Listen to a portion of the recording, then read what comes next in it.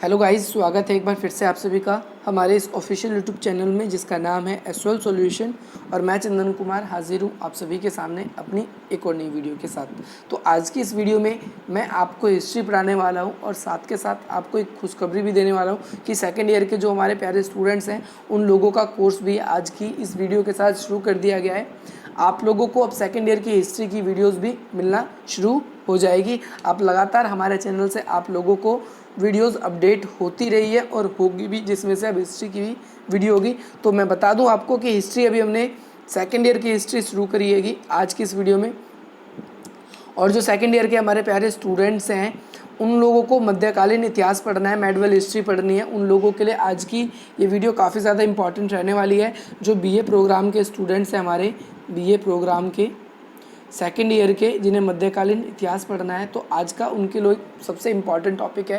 क्योंकि एक क्वेश्चन ऐसा ज़रूर है जो आपके अरब और सिंध से जोड़कर बनाया जाता है। आपका क्वेश्चन सिंध से, तो ये काफ़ी इंपॉर्टेंट है। या तो आपसे ये पूछ लेगा कि अरबों ने सिंध पर आक्रमण क्यों किए, या सेकंड चीज़ आपसे ये पूछ ली जाती है कई बारी कि भैया अरबों ने सिंध पर आक्रमण किए तो उसके क्या परिणाम पड़े। तो सबसे पहले आज की इस वीडियो में मैं आपको ये बताऊंगा कि भाई अरबों ने सिंध पर आक्रमण क्यों किया। सब क्वेश्चन यही है कि भाई अरबों ने सिंध पर आक्रमण क्यों किया, और जब सिंध पर आक्रमण किया तो सिंध प्रदेश को कैसे जीता।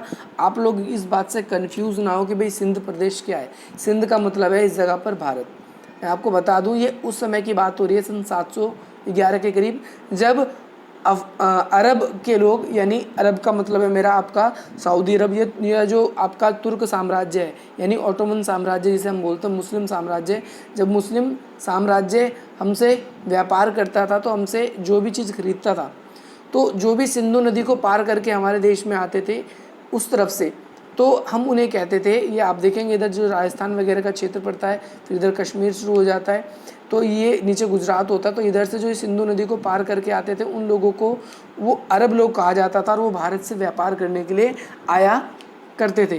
तो इन लोगों ने भारत पर जो हमला किया, तो उस समय भारत को जो कहा जाता था सिंध प्रदेश कहा जाता था। और भारत पे हमला करने का क्या रीज़न था, मैं आपको बता देता हूँ। सन 711 में कई ऐसे बातें कही जाती है। पहली बात तो 4 तरह की बातें हैं जो इसके लिए प्रचलित है कि भाई मुस्लिमों ने या फिर अरबों ने भारत पर हमला क्यों किया। ये क्वेश्चन इस तरीके से भी पूछता है कि भाई मुस्लिमों ने सिंध पर आक्रमण क्यों किया था, क्या रीज़न था।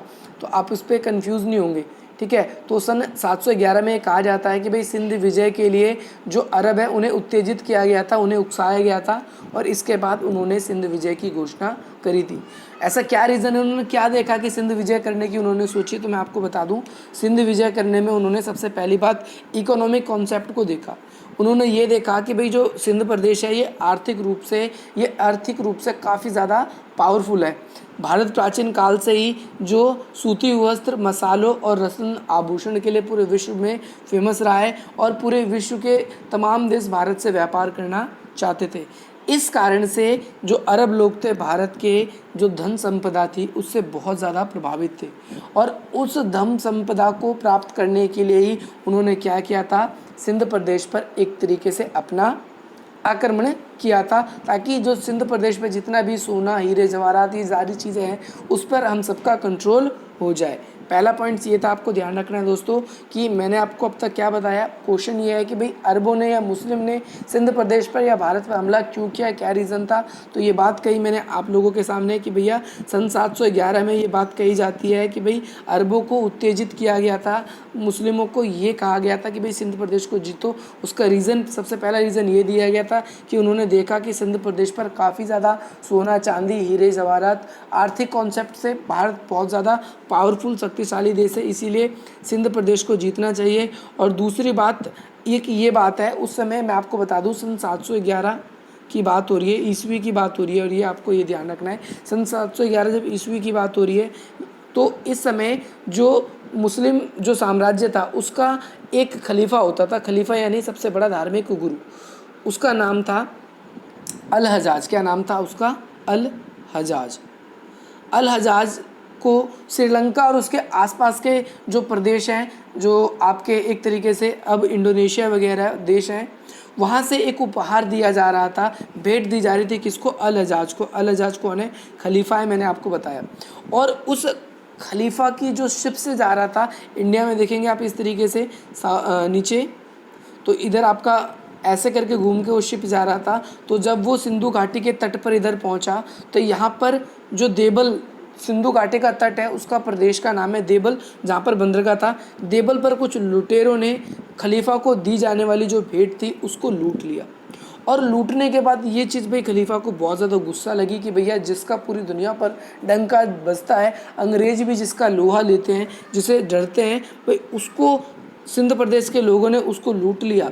तो भाई जो अल हज्जाज था उसने राजा को, सिंध प्रदेश के राजा को, अब राजा कौन था यहाँ का राजा था राजा दाहिर, आपको ध्यान रखना है। कौन सा राजा था? राजा दाहिर था। राजा दाहिर को ये कहा कि भैया आप जो भी लूटपाट हुई है इसकी भरपाई करो। लेकिन सिंध प्रदेश के जो राजा थे, जिसका नाम क्या बताया मैंने आपको, नाम बताया मैंने आपको दाहिर। दाहिर ने भाई भरपाई करने से, क्षतिपूर्ति करने से कर दिया इनकार। कह दिया कि भैया हम तो नहीं करेंगे क्षतिपूर्ति, क्योंकि वो लुटेरे हमारे नहीं थे, प्रदेश हमारा था, लेकिन लुटेरे कहीं और के थे, तो हम क्यों इसकी भरपाई करें।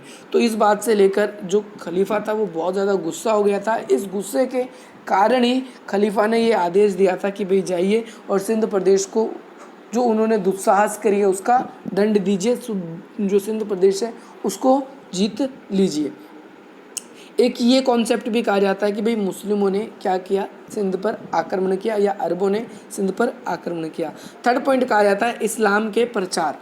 इस्लाम के प्रचार के लिए देखो मैं आपको बता दूं दोस्तों कि भाई जो भारत का जो भौगोलिक क्षेत्र है, अगर आप भारत की भौगोलिक क्षेत्र देखोगे तो सन 711 तक भी भारत के अंदर कोई भी ऐसा मुस्लिम धर्म विस्तृत रूप से नहीं फैला था। पहले यात्री वगैरह आते थे यात्रा करने, व्यापार करने, लेकिन वो एक ब्रॉड रूप में अपने धर्म को उन्होंने नहीं फैलाया था। भारत पूरी तरीके से एक तरीके से हिंदू, जैन या फिर पारसी, अलग अलग प्रकार के धर्म संप्रदाय यहाँ पर थे, लेकिन मुस्लिम धर्म नहीं था। तो मुस्लिम धर्म को फैलाने के लिए, अपने साम्राज्य का विस्तार करने के लिए भी ये बात कही कि भाई अल हज्जाज ने भेजा था। और क्योंकि ऐसा कहा जाता है कि भाई जो इस्लाम है उसके अंदर अपने क्षेत्रों को, अपनी भूमि को बढ़ाना, ये उनके में काफ़ी एक अच्छा काम माना जाता है, इसलिए भी ये बात कही गई थी। इसके बाद एक रीज़न और ये दिया जाता है कि भाई जो सिंध प्रदेश को जीता गया उसका एक रीज़न था साम्राज्य विस्तार। साम्राज्य विस्तार का मतलब ये है कि अफ्रीका का प्रदेश था और एशिया का ज़्यादातर जो प्रदेश था वो किसके, इस्लामों के अधीन हो चुका था। तो सिंध प्रदेश को भी वो जीतना चाहते थे, इसीलिए उन्होंने ऐसा किया।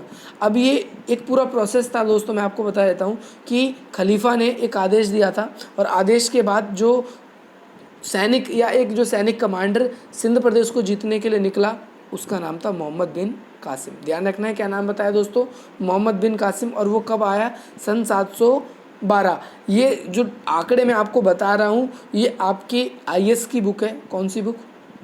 जिससे मैं आप लोगों को ये आज का टॉपिक पढ़ा रहा हूँ, IAS की बुक का ये नोट्स बनाया है। और आप लोगों के लिए ये क्या है, ये सतीश चंद्रा की बुक में भी आप पढ़ सकते हो इसको, या इसके अलावा आप देखोगे जो एक राइटर है जिनका नाम है BD महाजन, ठीक है, S चांद उसका पब्लिकेटर है। तो ये उसके नोट्स आप लोगों को मैं आपको बता रहा हूँ कि आपको किस तरीके से लिखना है। तो खलीफा ने एक आदेश दिया मोहम्मद बिन कासिम को कि भाई आप जाइए सन 712 में और सिंध प्रदेश को जीतिए।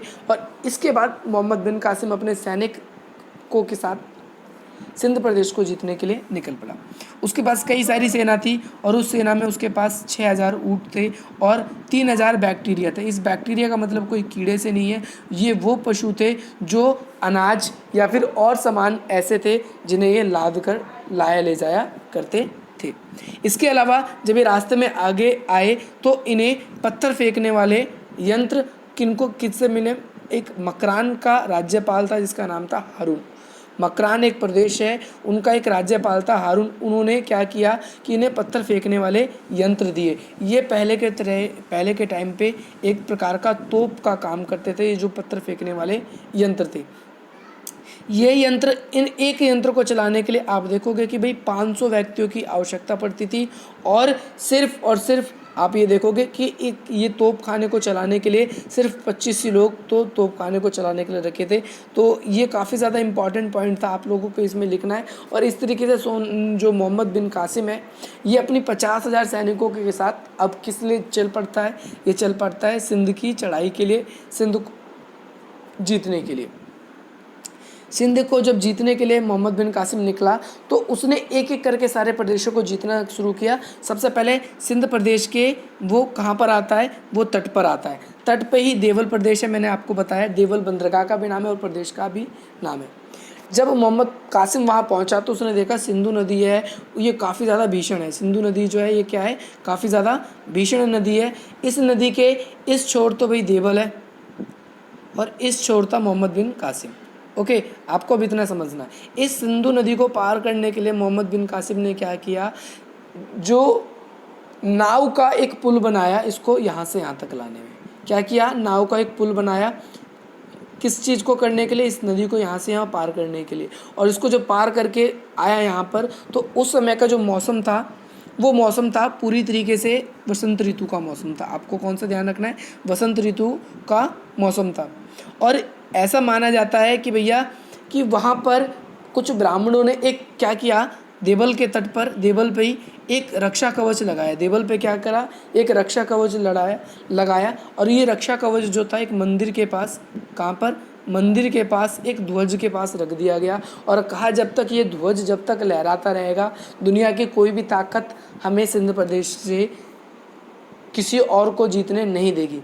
ठीक है, तो ये चीज़ कॉन्सेप्ट इस प्रकार से अभी तक चल रहा है। लेकिन अब इतने में क्या होता है कि किसी ने ये बात जो है क्या कर दी, इस कवच की बात को लीक कर दी। कहाँ पर, मोहम्मद बिन कासिम को। तो उस ध्वज को कैसे भी करके गिरा दिया गया और लोगों के बीच में हाहाकार मच गया कि भाई कवच टूटते ही कि भैया अब तो यहाँ पर है, अब तो हम युद्ध हार जाएंगे। लोग बिना युद्ध लड़े, बिना परिणाम देखे युद्ध में से भागने लगे। और राजा दाहिर जो था, उसके भतीजे और उसके कर्मचारी जितने भी थे उस युद्ध में पार्टिसिपेशन किए हुए थे, उन सबको वहीं पर ही मार दिया गया। इसके बाद वहाँ पर जो देवल प्रदेश है ये किसके हाथ में आ गया, ये मोहम्मद बिन कासिम के हाथ में आ गया। इसके बाद जब देवल प्रदेश को जीता तो देवल प्रदेश को जीतने के बाद आगे एक प्रदेश आया, इसका नाम था नीरून।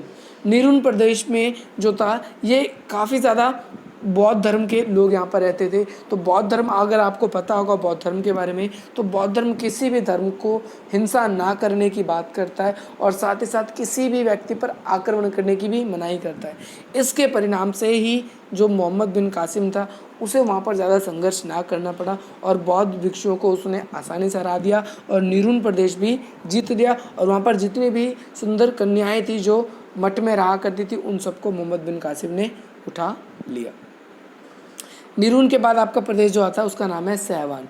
सहवान प्रदेश पे जो दाहिर राजा था उसका चचेरा भाई राज करता था। उसने थोड़ा बहुत विरोध किया लेकिन उसके बाद उसकी पराजय हो गई और इस प्रकार से जो सहवान प्रदेश है, सहवान प्रदेश भी किसके अंडर में आ गया, ये मोहम्मद बिन कासिम के अंडर में आ गया। सहवान के बाद फिर दाहिर का भी प्रदेश आता है और दाहिर जहाँ पर राज कर रहा था, दाहिर सिंधु, आप ये देखेंगे कि सहवान दाहिर की जो भयंकर युद्ध चल रहा था और वहाँ पर से चकित रहा और चकित रहने के बाद जो राजा दाहिर होता है वो भागकर क्या करता है, वो ब्राह्मण की तरफ नहीं, वो आरोर की तरफ शरण ले लेता है। कहाँ पर जाता है वो, आपको ध्यान रखना है कि जब युद्ध इतना भीषण हो गया तो भागकर क्या करता है राजा दाहिर जो है, वो भागकर रावण की तरफ चला जाता है। रावण क्या है, रावण किसी का वैसे नाम नहीं है, जो रावण है ये एक प्रदेश का नाम है। रावण में चला गया और वहाँ पर जाते के साथ ही देखा उसने कि भाई पूरी की तरीके से हाथी वगैरह बुरी तरीके से घायल हो चुका है और राजा को देखो, युद्ध जो था उस समय पर मैं आपको बता देता हूँ कि राजा तो दाहिर जो था वो कहाँ चला गया, रावण में चला गया। और रावण में जो युद्ध होने लगा किसका, मोहम्मद बिन कासिम का और राजा का। तो राजा जो था वो राजा क्या कर रहा था, हाथी पे लड़ रहा था और हाथी पे लड़ते लड़ते ही क्या हुआ कि भैया एक भाला किसको मार दिया गया, हाथी को मार दिया गया। और हाथी क्या है, सिंधु नदी की तरफ भागने का। राजा उससे कूद जाता है कि कहीं मेरे को डूबो ना दे गुस्से में हाथी। और इतने में ही ये सारी बात आती है कि